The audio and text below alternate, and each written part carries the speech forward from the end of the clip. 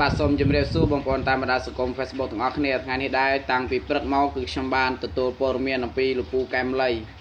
អញ្ចឹងទេមុននឹងខ្ញុំនិយាយខ្ញុំសូមចូលរួមរំលែកទុក្ខយ៉ាងក្រៀមក្រំចំពោះក្រុមគ្រួសារលោកពូកែមលីព្រមទាំងចូលរួមរំលែកទុក្ខទៅដល់ក្រុមគ្រួសារលោកពូកែមលីផងហើយគឺខ្ញុំតាំងពីខ្ញុំលើដំណឹងមកខ្ញុំមានលក្ខណៈថាវល់អស់ហើយ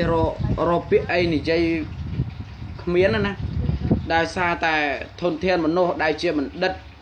អ្នកវិភាគឯករាជ្យមួយដែលជួយថាដាស់តឿនដល់កូនខ្មែរក៏ដូចជាបងប្អូនប្រជាពលរដ្ឋឲ្យគាត់យល់ឲ្យគាត់ដឹងអំពីនយោបាយស្រុកខ្មែរសពថ្ងៃអញ្ចឹងអ្វីដែលខ្ញុំសំណូមពរគឺខ្ញុំសូមសំណូមពរដល់កូនខ្មែរទាំងអស់កុំតក់ស្លុតកុំភ័យខ្លាចសូមមេត្តាក្រោកឈរឡើងណាតើបើយើងនៅខ្លាចបើយើងនៅតែមិនហ៊ានតើពេលណាទើបប្រទេសយើងមានការរីកចម្រើនអញ្ចឹងបងប្អូនមើលឃើញទាំងអស់គ្នាហើយនេះហើយរបបចោលម៉ាស៊ីតរបបរន្ទះបាញ់របបថោកទាបរបបខ្មែរក្រហមសម័យទំនើបថារបបសម័យខ្មែរក្រហមទំនើបណាអញ្ចឹងខ្ញុំសូមឲ្យលោកហ៊ុនសែនស្រាវជ្រាវឲ្យឃើញរន្ទះបាញ់ណាចៅម៉ាស៊ីតណាឡានកិនណានៅក្រោយខ្នងអន្តរាយណានៅក្រោយខ្នងរលាយណានៅក្រោយខ្នងណាសម័យឥឡូវបើបណ្ឌិតថោកទាបបណ្ឌិតគ្មានគូបណ្ឌិតក្បាលមានតែសម្បកបណ្ឌិតថោកទាបធ្វើបាបប្រជាពលរដ្ឋខ្មែរបំផ្លាញដីបំផ្លាញជាតិគឺរស់បានយូរបណ្ឌិតល្ងងខ្លៅគឺរស់នៅយ៉ាងសុខសាន្តចំពោះអ្នកដែលជួយជាតិជួយសង្គមគឺរស់មិនបានយូរចឹងខ្ញុំសំណូមពរឲ្យកូនខ្មែរទាំងអស់ក្រោកឈរឡើងទាំងអស់គ្នាមើលទៅនេះហើយរបបថោកទាបណារបបថោកទាបដឹកនាំសម្រាប់តែអ្នកចេះសម្រាប់តែអ្នកដែលមានគំនិតល្អសម្រាប់ក្នុងការដឹកនាំប្រទេសណាមិនដឹងចេះថោកទាបណាវានៅក្រោយខ្នងហើយឃាតកនោះគឺខ្ញុំមិនជឿជាដាច់ខាតរឿងចម្ពាក់លុយហើយមិនដឹងរន្ទះបាញ់ណាចៅម៉ាស៊ីតមួយណាអ្នកគ្រប់គ្រងក្រសួងព័ត៌មានចុះផ្សាយប្រព្រឹត្តនិយាយពីថោកទាបមិនទាន់ទាំងដឹងរឿងច្បាស់ផងចុះផ្សាយគ្មានសិលធម៌ក្នុងការចុះផ្សាយដល់បន្តិចណាចឹងអ្វីដែលខ្ញុំមានថ្ងៃហ្នឹងគឺខ្ញុំយំក៏មិនចេញនិយាយសឹងមិនចេញពេលដែលខ្ញុំលើកដំណឹងហ្នឹងគឺខ្ញុំសឹងមិនជឿតែម្ដងខ្ញុំសោកស្ដាយមែនទែនរកពាក្យអ្វីនិយាយមិនបានលក្ខណៈថាវាស្ទះដើមទ្រូងបណ្ដោយមិនជឿសឹងមិនជឿរឿងដំណឹងហ្នឹងអញ្ចឹងខ្ញុំអត់មានអ្វីនិយាយស្ដីច្រើនទេប៉ុន្តែចុងក្រោយក៏សូមជូនពរឲ្យលោកពូកែមលីព្រមទាំងលោកពូឈុតវិធីលោកពូជីវិជានិងអ្នកដតីទៀតដែលស្លាប់ក្រោមស្នាដៃថោកទាបអន្ទះបាញ់ដែលធ្វើបាបអ្នកស្នេហាជាតិទាំងអស់សូមឲ្យអ្នកទាំងអស់គ្នាទៅកាន់សុគតិភពហើយកុំភ្លេចដាក់បណ្ដាសាពួកថោកទាបនឹងឲ្យវារលាយឲ្យវារន្ទះបាញ់ឲ្យវាពុតប្រាស់ស្លាប់ទាំងវេទនាឲ្យគេដាក់បណ្ដាសាវាគ្រប់គ្នាឲ្យវាដេកកុំឲ្យលក់ឲ្យវាដេកពោពេញទៅដោយការយល់សប្តិអាក្រក់នឹងការរស់នៅដោយសម័យឲ្យវារស់នៅខ្លាចនៅពាក្យសម្ដីរបស់ប្រជាពលរដ្ឋឲ្យវារស់នៅពោពេញទៅដោយការភ័យខ្លាចថោកទាបហើយក៏សូមឲ្យដូនតាបុព្វបុរសដែលអ្នកសាងអង្គរជួយដាក់បណ្ដាសាទៅដល់ជនថោកទាបទាំងអស់ហ្នឹងព្រោះជនថោកទាបទាំងអស់ហ្នឹងបានសម្លាប់លោកកែមលីក៏ដូចជាសម្លាប់វីរៈជនស្នេហាជាតិទាំងអស់ហ្នឹងប្រៀបបីដូចពួកគាត់សម្លាប់បេះដូងកូនខ្មែរទាំងអស់អញ្ចឹង ពួកគាត់សម្លាប់នៅបុគ្គលម្នាក់ដែលស្រឡាញ់នៅសេរីភាពដែលស្រឡាញ់នៅភាពយុត្តិធម៌ប្រៀបដូចជាកាត់ក្បាលកូនខ្មែររាប់លាននាក់គាត់សម្លាប់ម្នាក់ប្រៀបដូចជាសម្លាប់រាប់លាននាក់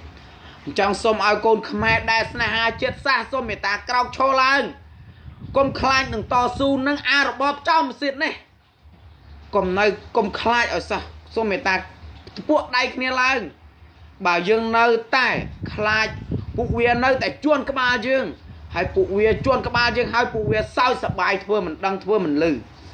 ចឹងអ្វីដែលខ្ញុំសំណពរសូមឲ្យកូនខ្មែរក្រោកឈរឡើងកុំតក់ស្លុតណាកុំមេត្តាសូមមេត្តាប្រមូលស្មារតីឡើងរួបរวมឡើងដើម្បីជាតិខ្មែរយើងទាំងអស់គ្នាខ្ញុំបានស្ដាប់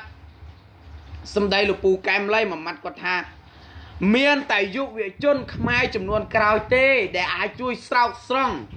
ប្រទេសខ្មែរយើងឲ្យមានភាពរីកចម្រើនឲ្យមានភាពអភិវឌ្ឍពិតប្រាកដហើយគាត់ក៏បានប្រាប់ដែរថារាល់គាត់វិភាគនយោបាយរាល់ផ្លូវដែលគាត់ដើរតែមានឆ្កែមានឆ្មាមានត្រីឆ្លាមមានខ្លាមានពស់វែកតាមប្រមាញ់គាត់តាមសម្រាប់គាត់នៅអ្វីដែលគាត់វិភាគរហូតអញ្ចឹងហើយបានជាខ្ញុំស្ដាប់សម្ដីគាត់មួយម៉ាត់នេះហើយបានជាខ្ញុំតាំងពីខ្ញុំចេញវីដេអូឃ្លីបមកខ្ញុំគិតថាអ្វីដែលគាត់និយាយគឺវាសមស្របហើយក៏ខ្ញុំតែងតែគិតថាជីវិតរបស់ខ្ញុំមានលទ្ធផលដូចគាត់បែបដូចនេះហើយគឺខ្ញុំត្រៀមខ្លួននឹងស្លាប់ដូចគាត់ដែរគឺខ្ញុំយកគាត់ជាគំរូរបស់ខ្ញុំយកពាក្យសម្ដីរបស់គាត់គឺជាគំរូរបស់ខ្ញុំនេះអ្វីដែលខ្ញុំមានគឺខ្ញុំតែងតែគិតបែបដូច្នោះហើយខ្ញុំយកគំរូលោកពូឈិតវុធីលោកពូជីវិជាគឺគាត់ដេកស្លាប់នឹងធ្លុកឈាមអញ្ចឹងខ្ញុំមើលគំរូខ្ញុំមិនមែនមើលគំរូឲ្យធ្វើឲ្យខ្ញុំខ្លាចទេខ្ញុំមើលគំរូឲ្យខ្ញុំគិតថាខ្ញុំសុខចិត្តស្លាប់ដោយពួកគាត់វិញខ្ញុំមិនសុខចិត្តស្លាប់លក់ក្បាលធ្វើបំរើឲ្យពួកចៅម៉ាស៊ីនទាំងអស់ហ្នឹងទេណាព្រោះពួកអាចៅម៉ាស៊ីនអស់ហ្នឹងវាបានធ្វើបាបកូនខ្មែរនិងសម្លាប់កូនខ្មែរទុកជីវិតកូនខ្មែរវាអន់ជាងឆ្កែអន់ជាងសត្វមួនទៅទៀតចឹងខ្ញុំសូមឲ្យកូនខ្មែរក្រោកឈរឡើងទាំងអស់គ្នាបើយើងមិនក្រោកឈរឡើងទេជីវិតពួកយើងប្រៀបដូចជាសត្វឆ្កែអញ្ចឹងវាអន់ជាងសត្វឆ្កែទៅទៀតសម្រាប់ជីវិតកូនខ្មែរខ្ញុំមានតែប៉ុណ្ណេះទេបើអសិនមានត្រង់ណាមួយមកសំគួរក៏សូមកាន់តែអភ័យទោសដល់រូបខ្ញុំបាទផងសូមអរគុណច្រើនសូមជម្រាបលា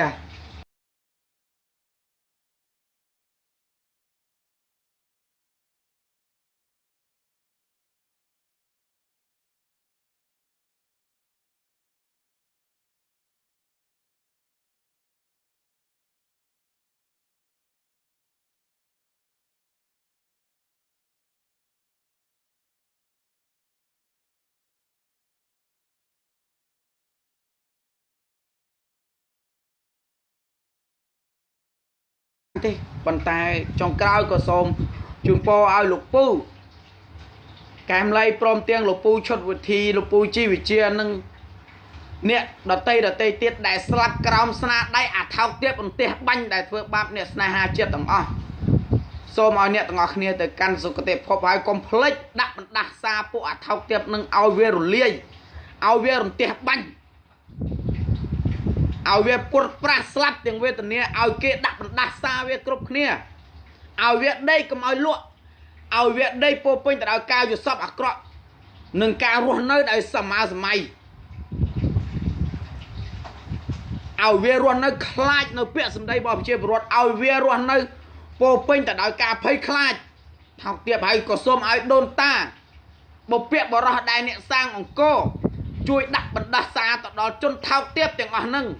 ព្រោះជនថោកទាបទាំងអស់ហ្នឹងបានសម្លាប់លោកកែមលីក៏ដូចជាសម្លាប់វីរៈជនស្នេហាជាតិទាំងអស់ហ្នឹង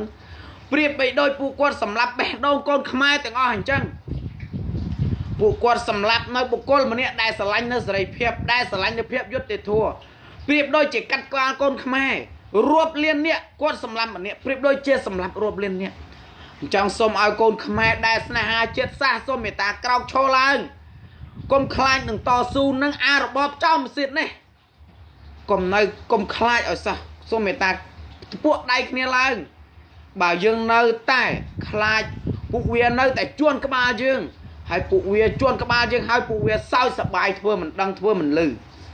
ចឹងក៏អ្វីដែលខ្ញុំសំណពរសូមឲ្យកូនខ្មែរក្រោកឈរឡើងកុំតក់ស្លុតណាកុំមេត្តាសូមមេត្តាប្រមូលស្មារតីឡើងរួបរวมឡើងដើម្បីជាតិខ្មែរយើងទាំងអស់គ្នាខ្ញុំបានស្ដាប់សម្ដីលោកពូកែមលីមួយម៉ាត់គាត់ថា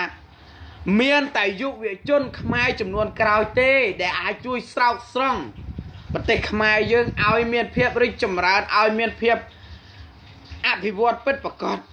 ហើយគាត់ក៏បានប្រាប់ដែរថារាល់គាត់វិភាគនយោបាយរាល់ផ្លូវដែលគាត់ដើរតែមានឆ្កែមានឆ្មាមានត្រីឆ្លាមមានខ្លាមានពស់វែកតាមប្រមាញ់គាត់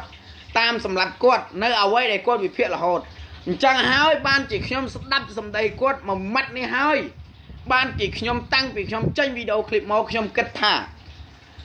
អ្វីដែលគាត់និយាយនេះហើយរបបចោលម៉ាស៊ីតរបបរន្ទះបាញ់របបថោកទាបរបបខ្មែរក្រហមសម័យតូចសម័យទំនើបថារបបសម័យខ្មែរក្រហមទំនើបណាអញ្ចឹងខ្ញុំសូមឲ្យលោកហ៊ុនសែនស្រាវជ្រាវឲ្យឃើញអារន្ទះបាញ់ណាអាចោលម៉ាស៊ីតណា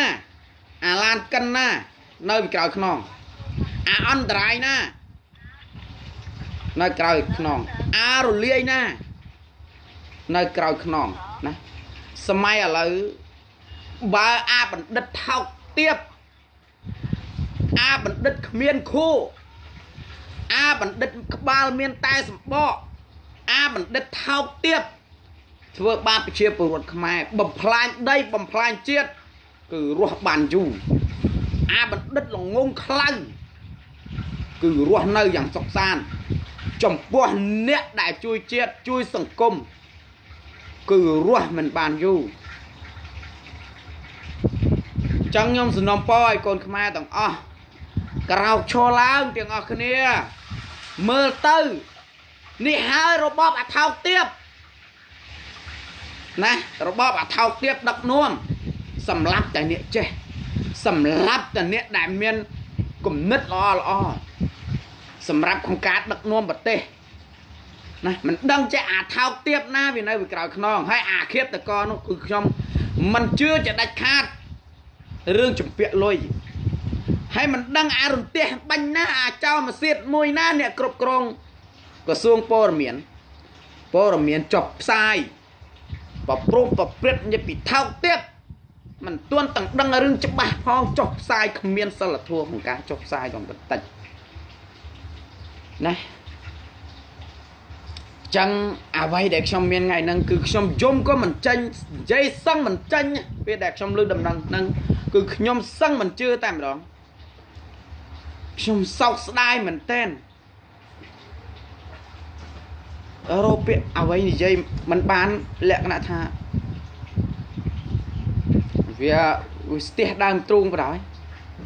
មិនជឿសឹងមិនជឿរឿងដំណឹងហ្នឹងអញ្ចឹងខ្ញុំអត់មានអ្វីនិយាយស្ដីច្រើន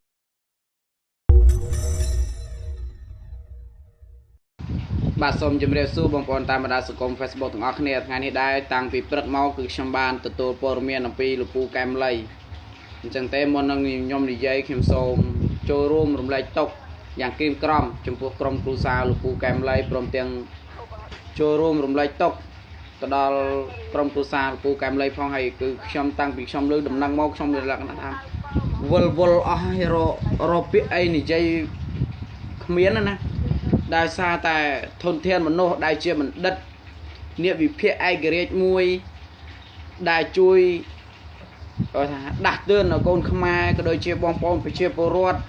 ឲ្យគាត់យល់ឲ្យគាត់ដឹងអំពីនយោបាយស្រុកខ្មែរសពថ្ងៃអញ្ចឹងអ្វីដែលខ្ញុំសំណូមពរគឺខ្ញុំសូមសំណូមពរដល់កូនខ្មែរទាំងអស់កុំតក់ស្លុតកុំភ័យខ្លាច